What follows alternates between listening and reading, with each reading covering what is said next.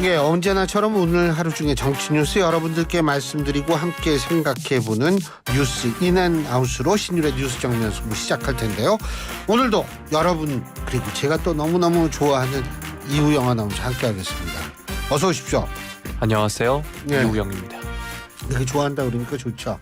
네. 아 근데 오늘은 좀 안 더워요? 그렇게 가죽 옷 입고. 내내 더워서 안 입고 있다가 방금 전에 이제 뭐 입었습니다. 하얀색인데 뭐 라닝구도 아니고. 네. 예? 란닝구는 입은 적이 없습니다. 아 예. 네. 아니 뭐 그거 어때요? 네. 하얀색 입으면 괜찮지. 멋 좀 부려봤습니다. 블랙 앤 화이트. 네. 그죠? 멋 좀 부려봤습니다. 예, 네. 그래요. 예. 네. 와이셔츠 뭔지 알죠? 와이셔츠가 원래 뭔지 아세요? 네. 와이셔츠가 원래 화이트 셔츠의 약자예요. 와이셔츠요? 와이셔츠. 와이셔츠. 그 와이셔츠가 된 거는 네. 뭐냐면 일본어가 와이셔츠가 돼가지고 화이트 셔츠가 와이셔츠가 된 거예요. 네. 예. 뭐 옛날에 노란 셔츠 입은 사나이 뭐 이런 노래 모르죠? 네. 옛날에 나 갑자기 그분 조남이 기억이 안 나는데 한명숙 선생님인가요? 이분이 불렀던 노래가 노란 셔츠 입은 사나이였습니다. 네. 예. 근데 그 와이셔츠라는 단어가 사실은 그래요. 원래 화이트 셔츠. 네. 발음 좋은 척 한번 해봤어요. 네. 블랙 셔츠 입은 교수님. 예, 네. 블랙 셔츠. 네. 예. 그런데 갑자기 한명숙 맞답니다. 우리 신동준 PD님께서 찾아보셨는데 왜냐하면 한명숙 전 총리가 또 계시고 그래가지고 내가 한명숙 선생님인 것 같은데 맞나 틀리나 이게 좀 그랬었어요. 근데 옛날 어쨌든 샤스 이런 거 이게 사실 일본어거든요. 나시 여름에 자주 입어요? 잘 아니. 여름엔 운동할 때나 나시를 입습니다. 나시죠. 네. 나시가 일본어로 없다라는 뜻이거든요. 뭐가 없다, 소매가 없다는 거예요. 예. 자, 이상 우리의 일반 상식이었습니다. 이런 거를 해줘야 돼요. 뉴스와 상식 같은 거 할 때. 오늘 뭐 했어요? 오늘은 제가 담당 요일이 아닌데요. 아 그래요? 네. 어제는 뭐 했어요? 어제도 제 담당 요일이 아닌데요. 그걸 걸고 하는 게 없구나. 월요일인데요. 아, 제가 어떤 날인지도 모르시면서 지금 저한테 뭐라고 하시는 건가요? 내가 그때 정말 서운하네요. 내가 들었다 그랬잖아요. 그날이 무슨 요일이었나요, 교수님? 기억이 안 나요. 서운하네요, 정말. 나이가 들어봐요. 네. 요일 기억하는 것도 대단한 일입니다. 오늘은 무슨 요일인가요? 글쎄 나도 그게 깜빡깜빡하는데 그거는 내가 알고 있죠. 오늘은 왜? 네. 오늘은 주말이니까 오늘부터. 아, 그렇죠. 예, 네. 오늘은 식목일이기도 하고요. 오늘이 그러고 보니까 4월 5일이에요. 네. 예. 옛날에 식목일날 뭐 학교 다닐 때 뭐 아무것도 안 했죠. 뭐 심었죠. 심었어요 네. 옛날에도. 네. 보면 우리가 세대가 비슷해 보여. 옛날에는 진짜 식목일날 다 학교에서 나무 심고 그랬어요. 그때도 심었구나. 백일장도 가고요. 네. 그건 내가 잘 모르겠는데 네. 그때 나무 심었구나. 네. 예. 이게요. 박정희 당시 대통령이 독일에서는 그 외코 그러니까 그 뭐죠? 환경 정치 지도자라고 얘기를 하거든요. 근데 왜 그러냐 하면 이 그린벨트 그때 당시에 어느 누구도 생각하지 못했던 그린벨트라는 걸 해가지고 이랬다. 그래서 독일도 굉장히 그분에 관심이 많아요. 예, 그렇군요. 식목일이었네. 그러고 보니까 식목이 무슨 뜻인지는 알아요? 식목이 무슨 나무를 뜻이에요? 심는다. 알긴 안 해. 저는 상식을 갖춘. 나무를 먹는다가 아니고 네. 식목 나무를 먹는다. 아니 뭐 닭 먹을 때 이제 목을 먹는다 해서. 네. 난 그거 안 먹는데. 네. 어쨌든 여러분 오늘 식목일입니다. 나무 심으셨는지 모르겠습니다만 이 환경을 다시 한번 생각하는 날이 되시길 바라겠고요. 우물정 0945 샵 0945로 문자 보내주시면 제가 여러분의 의견 방송 중에 최대한도로 반영하도록 하겠습니다. 짧은 문자 50원, 긴 문자 100원의 유료 문자임을 말씀을 드립니다. 자, 그러면 어떤 얘기부터 해볼까요? 네. 오늘 4월 5일 식목일이고요. 또 동시에 총선 사전투표 첫 번째 날입니다. 사전투표 관련해서 이야기를 해볼 텐데요. 투표했어요? Not yet. 아직 안 했습니다. 네. 영어가 좀 되네 오늘. 네. 컨디션이 좋은 모양이에요. 그런데요. 예. 네. 중앙선거관리위원회가 이번 22대 총선 사전투표 젊은이가 이렇게 좋아하는 걸 보면 참 좋아요. 그래도 이게 좋아한다기보다는 네. 비웃는 거예요 지금? 아니요. 지금 비웃는 거예요? 실소죠, 실소. 네. 실소가 비웃는다는 네, 거 아니에요? 네. 네? 아무튼 네. 네. 오후 5시 기준으로 사전 투표율 현재 투표율이 이제 14.08%가 나왔다고 합니다. 예. 제가 이제 대본을 작성할 때까지만 해도 오후 4시 기준이었는데 지금 5시 기준으로 14.08%가 집계됐다고 하고요. 2020년 21대 총선의 사전투표 동시간대 투표율과 견졌을 때 3.15%포인트 높다고 합니다. 오전 3시 기준 투표율로 따졌을 땐 사전투표가 적용된 총선 기준으로는 동시간대 최고치를 기록했다고 하고요. 역대 전국 단위 선거 중 사전투표율이 가장 높았던 게 2022년 20대 대선이었는데 오후 4시 기준으로 했을 때 동시간대 투표율보다는 1.5%포인트 낮았습니다. 현재까지 투표율이 가장 높은 지역은 전남이고요. 전북, 광주, 강원이 뒤를 이었습니다. 가장 낮은 곳은 대구였습니다. 이어서 경기, 울산, 인천 등의 순이었고요. 서울의 경우에는 12.6%가 오후 4시 기준이었습니다. 역대 사전투표율을 한번 살펴볼 텐데요. 20대 총선에서는 이제 12.19%가 나왔고 19대 대선은 26.06%, 21대 총선 26.69%, 20대 대선이 36.93%, 그리고 지난 지방선거 8회 지방선거 20.62%를 기록을 했습니다. 사전투표는 오늘부터 내일까지 이틀간 이뤄지고요. 오전 6시부터 오후 6시까지입니다. 사전투표에 참여하려면 신분증 반드시 지참을 하셔야 됩니다. 전국에 총 3,565개 투표소가 설치가 됐고요. 투표소 위치는 선관위 홈페이지나 대표 전화로 확인하실 수도 있고 유명한 포털에서도 확인하실 수 있으니까. 아니요, 저기서도 할 수 있어요. 이 맵 있잖아요. 네, 맞아요. 우리 저기 이 휴대폰에 깔고 네. 있는 애플리케이션. 네. 제가 뭐 특정 회사 광고하는 거 네. 앱. 그래서 제가 지금도 모 맵, 포털이라고 여기, 예. 네, 말씀드렸습니다. 거기 하시면 손쉽게 찾을 수 있습니다. 맞습니다. 네. 그래서 앞서서 말씀드린 것처럼 신분증 꼭 지참하셔야 되고요. 상암동의 경우에는 저쪽에 동사무소 쪽에 지금 마련이 돼 있습니다. 예. 제가 출근길에 봤거든요. 그리고 윤석열 대통령의 경우에는 오늘 사전투표 첫날 부산에서 사전투표를 했다고 합니다. 사전투표 첫날 이 투표율이 앞서서 말씀드린 것처럼 14.08%. 오늘부터 이틀간 이제 사전투표를 하는데요. 30% 달성 여부가 주목이 되고 있습니다. 민주당에선 전체 투표율이 65%가 넘으면 민주당에 유리하다라고 했고요. 어제 한동훈 비대위원장도 상대는 사흘을 투표하는데 우리는 하루 투표하면 진다라고 하면서 사전투표를 독려하고 있는 상황이기도 합니다. 사전투표율 30% 달성 여부 어떻게 전망하시나요? 일단은 제가 이거부터 쫙 말씀드린 다음에 얘기 시작할게요. 여론조사 하시나요? 여론조사. 네. 이거 SBS가 ipsos에 의뢰해서 4월 1일부터 4월 3일까지 전국 18세 이상 남녀 1,002명을 대상으로 무선 전화 면접 조사한 이겁니다. 응답률은 20.3%고요. 그리고 저희가 어제 소개해드린 NBS 전국 지표 조사라고 얘기를 하죠. 전국 지표 조사라고 얘기를 하는데 이거는 엠브레인 퍼블릭, 키스대 리서치, 코리아 리서치, 한국 리서치 이 네 군데에서 두 군데가 4월 1일부터 4월 3일까지 18세 이상 남녀 1,004명을 대상으로 한 여론조사입니다. 역시 전화 면접 조사고요. 응답률은 18%입니다. 그리고 한국갤럽이 지난주 금요일 날 발표한 여론조사입니다. 3월 26일부터 28일까지 전국 18세 이상 1,001명을 대상으로 전화 면접 조사를 한 그런 여론조사인데요. 자, 이 세 여론조사 모두 자세한 내용은 중앙선거 여론조사 심의위원회 홈페이지를 참조하시면 됩니다. 와, 이제 끝났다. 이제 얘기해야죠. 이게요. 30% 되느냐? 제가 그건 알 수가 없죠. 그런데 이게 투표율이 높아진다. 그러면 이게 투표 열기가 뜨거워서 그럴 수도 있지만 사실은 전 좀 다르게 생각합니다. 익숙함. 다시 말해서 새로운 제도가 도입이 되잖아요. 그럼 제도에 익숙해질 때까지 상당히 시간이 걸려요. 그러니까 예를 들어 봅시다.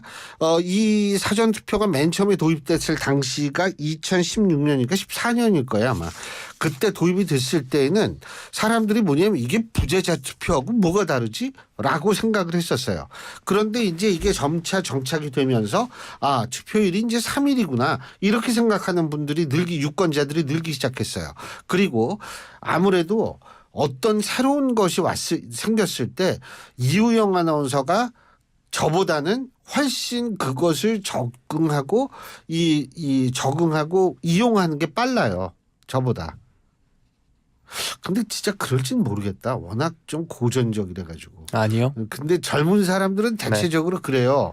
그런데 그래서 이게 사전 투표가 과거에는 젊은 사람들이 주로 하는 것이다 이렇게 생각을 했는데 자 지금 같은 경우에는 이게 지난 대선 때 같은 경우에요. 50대가 사전 투표를 제일 많이 했어요. 그러니까 반드시 이게 젊은 사람들이 많이 한 것이다 이게 아니고 그렇기 때문에 이 사전 투표율이 올라간다라는 건 저는 제도에 대한 익숙함이 증가하고 있다라는 또 다른 표현이라고 생각을 하고요. 두 번째. 이 사전 투표율이 높으면 최종 투표율이 높으냐 저는 개인적으로 그 상관관계가 증명된 바는 없다라고 생각하는 사람입니다. 그러니까 사전 투표라는 것이 일반적으로 이게 많이 되면 뭐 이 본 투표 날 사람들이 적게 할 수도 있고 그렇기 때문에 이제 그렇다고 보는데 저희가 왜 어제 그런 얘기를 했잖아요. 이거는 중앙선거 여론조사 심의위원회 안 찾아봐도 됩니다. 그 사후조사 지난번 지방선거 사후조사 때 선거의 기준 일주일 이내에 지지 후보를 결정하는 유권자가 42%다 이런 말씀을 드렸는데 이 기준으로 본다면 사전투표의 의미는 뭐냐 하면 이미 후보를 결정한 사람들이 그 정도 많다라는 걸 의미한다는 거죠. 사전투표만큼.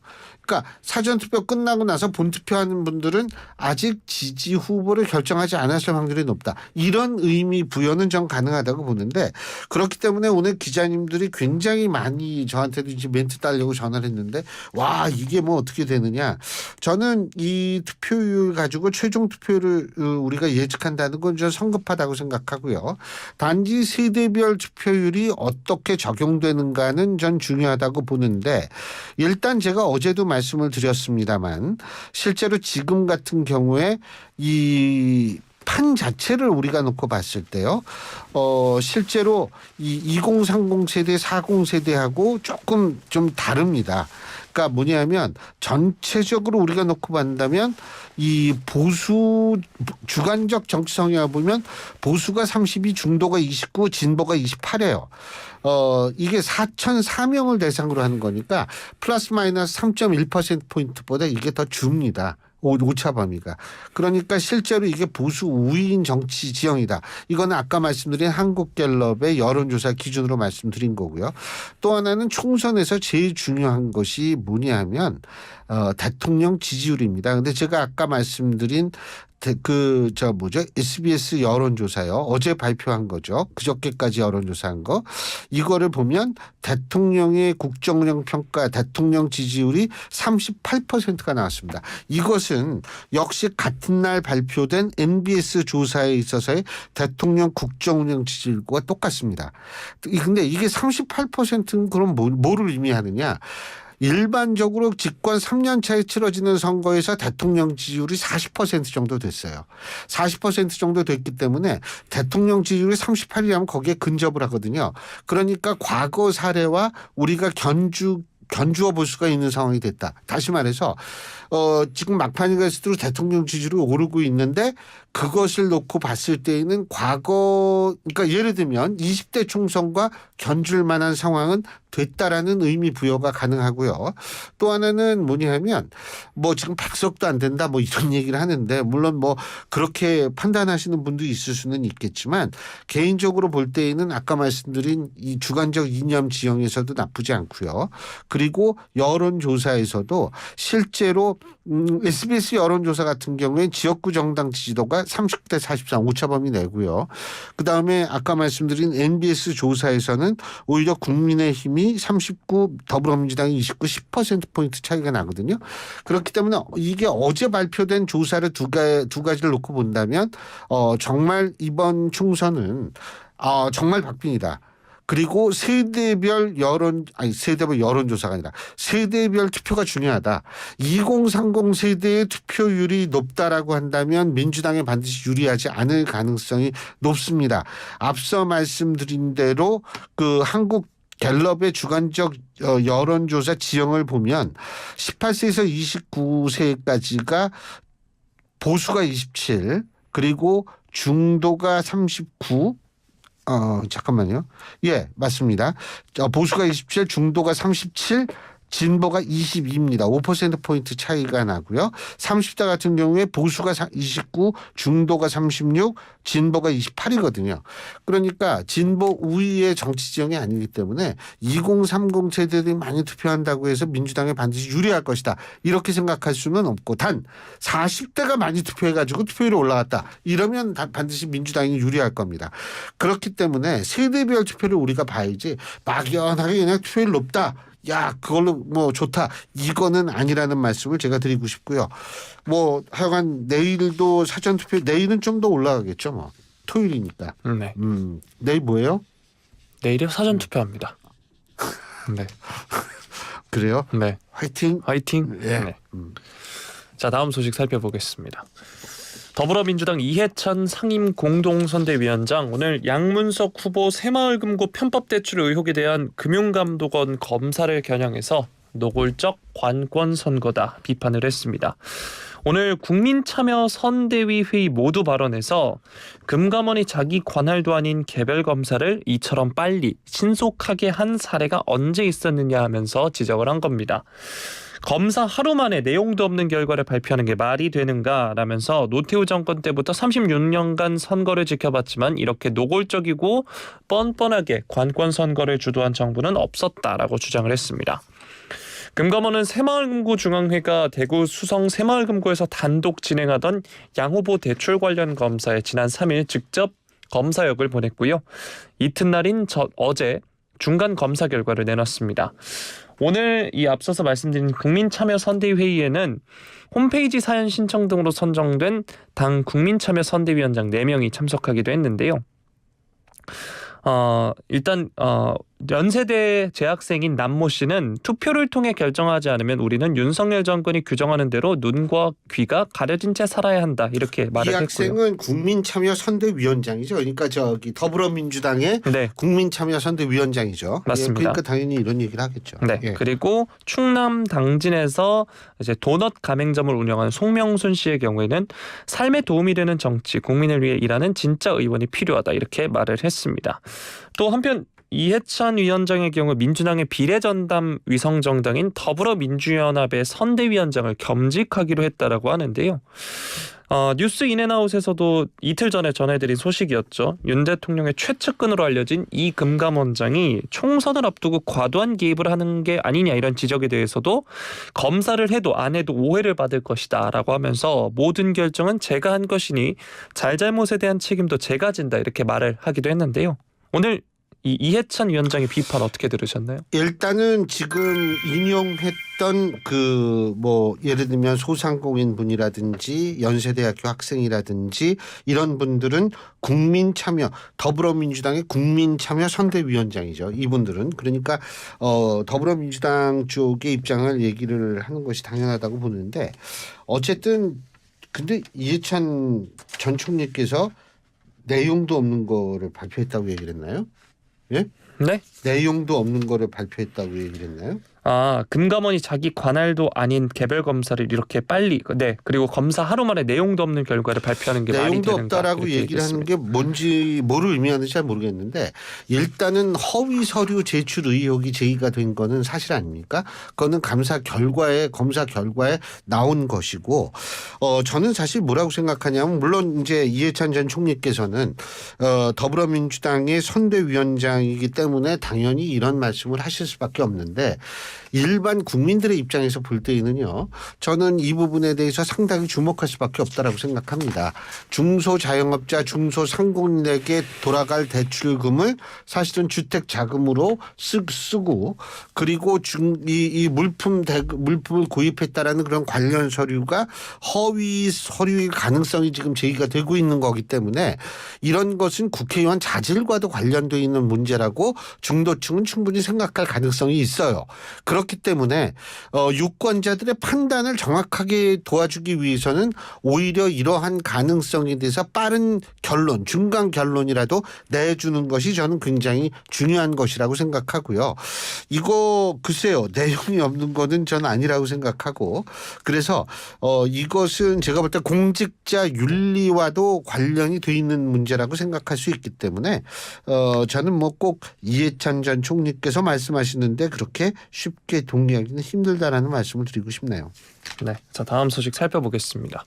국민의힘 공천이 취소되자 탈당 후 무소속으로 출마한 장해찬 후보를 향해서 국민의힘 내에서 우려의 목소리가 커지고 있는데요. 부산 수영은 전통적으로 여당 지지세가 강한 곳이긴 하지만 국민의힘 정현욱 후보와 장 후보로 지지층의 표심이 분산이 되면서 더불어민주당 후보가 어부지리를 얻을 수 있다는 전망이 커지고 있기 때문입니다. 국민의힘 김경률 비례 선거대책위원회 부위원장은 오늘 SBS 라디오에서 장 후보는 우리 당의 소중한 자원이라면서도 우리 당을 위해 대승적인 결단을 해줬으면 좋겠다라고 말을 했습니다. 장 후보가 공천 취소에 서운해하고 화가 많이 나는 것도 충분히 이해된다면서 이해를 못하는 건 아니지만 당 전체를 생각해줬으면 하는 바람이다라고 덧붙이기도 했습니다. 김경진 후보의 경우는 오늘 KBS 라디오에서 이 문제가 해결이 안 되고 결국 두 후보가 함께 출마하면 필패다라고 이야기하기도 했습니다. 한편 장 후보와 경쟁하는 정 후보는 사전투표 전날까지 마무리됐으면 했는데 이게 안 돼서 조금 아쉽다. 마지막 본투표까지 장 후보의 용단을 기대하고 있다라고 압박을 했습니다. 장 후보가 단일화 경선을 제안한 것에 대해선 공천 취소 결정에 반발해서 탈당한 무소속 후보가 공당의 공천을 받은 후보와 단일화한다. 그것은 좀 차원이 다르다라면서 반박을 했는데요. 앞서 당 중앙선대위 공보단은 어제 이례적으로 논평을 냈습니다. 국민의힘과 윤석열 정부가 함께 일할 부산 수영구의 후보는 정현욱이다라고 강조하기도 했습니다. 국민의힘의 청년 최고위원 출신인 장해찬 후보 당내 경선에서 현역 전복민 의원을 꺾고 국민의힘 부산 수영 후보로 확정이 됐는데 과거 SNS에 올린 글들로 막말 논란에 휩싸여서 결국 공천이 취소된 바 있습니다. 장 후보는 사실상 단일화 무산에도 완주 의지를 굽히지 않고 있는 상황인데요. 이 소식 관련해서 뉴스인 부탁드리겠습니다. 글쎄요. 아무래도 단일화가 되는 게 국민의힘 입장에서 볼 때는 좋겠죠. 그런데 지금 이거를 강요할 수 있을까에 대해서는 글쎄요. 저는 그거에 대해서는 좀 잘 모르겠고요. 또 한 가지는 뭐냐면 지금 같은 상황에서 글쎄요. 이게 아까도 얘기했지만 투표용지 인쇄가 들어갔잖아요. 그런 상황에서 이것이 쉽게 얘기한다면 투표용지가 들어간 상태에서 사퇴한다면 사퇴 효과도 사실 이게 그렇게 반감이 되고 무효표만 많이 나올 가능성이 있거든요. 그래서 시기적으로는 좀 늦지 않았나? 전 개인적으로 그렇게 생각합니다. 예. 네. 자, 마지막 소식 살펴보도록 하겠습니다. 삼성전자가 주력인 메모리 반도체 업황 회복 그리고 갤럭시 S24 판매 호조 등에 힘입어서 올해 1분기 어닝 서프라이즈를 기록했다고 하는데요. 삼성전자는 연결 기준 올해 1분기 영업이익이 6조 6천억 원으로 지난해 동기보다 931.25% 증가한 것으로 잠정 집계됐다고 오늘 공시했습니다. 이는 삼성전자의 작년 연간 영업이익보다도 많고요. 매출은 71조 원으로 작년 동기 대비 11.37% 증가했습니다. 삼성전자의 분기 매출이 70조 원대로 회복한 것은 2022년 4분기 이후 5분기 만이라고 하고요. 이번 실적은 증권가 전망치를 20% 이상 웃도는 수준이라고 합니다. 시장에서는 올해 초만 해도 삼성전자의 영업이익이 4조 원대 중후반을 기록할 것으로 예상했으나 메모리 감산 효과에 따른 가격 상승 등의 흐름이 이어지자 최근 실적 눈높이를 일제히 상향 조정했습니다. 감산으로 D램과 낸드의 가격이 상승하는 가운데 고부가가치 제품 중심 판매에 주력한 결과 메모리 사업이 조 단위의 영업이익을 내면서 DS 부문의 흑자 전환을 이끈 것으로 보이고요. 모바일 사업도 AI가 탑재된 갤럭시 S24 판매 호조 등 스마트폰 출하가 늘면서 수익성이 개선된 것으로 보입니다. 또 HBM 수요 증가도 실적 개선에 힘을 보탤 것으로 보이고 있는데요. 주식하는 분들은 다들 갖고 계신다는 삼성전자 관련 소식입니다. 네, 주식해요? 저는 안 합니다. 주식 안 해요? 네. 삼성전자 주식 없게요. 저는 위험 자산에는 투자하지 않습니다. 아니 뭐 이 우량 주식은 꼭 위험 자산이라고 전 생각 안 주식, 해요. 코인, 부동산 하지 않습니다. 그래요? 네. 그 차곡차곡 젊은 사람답지가 않네. 차곡차곡 돈을 모으고 근데요, 있습니다. 네. 이게 금투세 문제 있죠? 이것과 지금 여당에서 주장하는 금투세 문제가 이거 맞물리면 제가 볼 때 이 부분도 상당히 기분 좋아지는 분들이 많아질 가능성이 높다라고 봐요. 저도 사실은 이 삼성전자 주식을 옛날부터 한 15년 그 정도 됐는데 저도 기분이 좋습니다. 이런 기분이 사실 이 주식을 갖고 계신 분들은 상당히 기분이 좋은데 이게 또 어떻게 이 표현이 될지는 우리가 좀 지켜봐야겠죠. 오늘 말씀 여기까지 듣죠. 고맙습니다. 고맙습니다. 예, 지금까지 이우영 아나운서였습니다.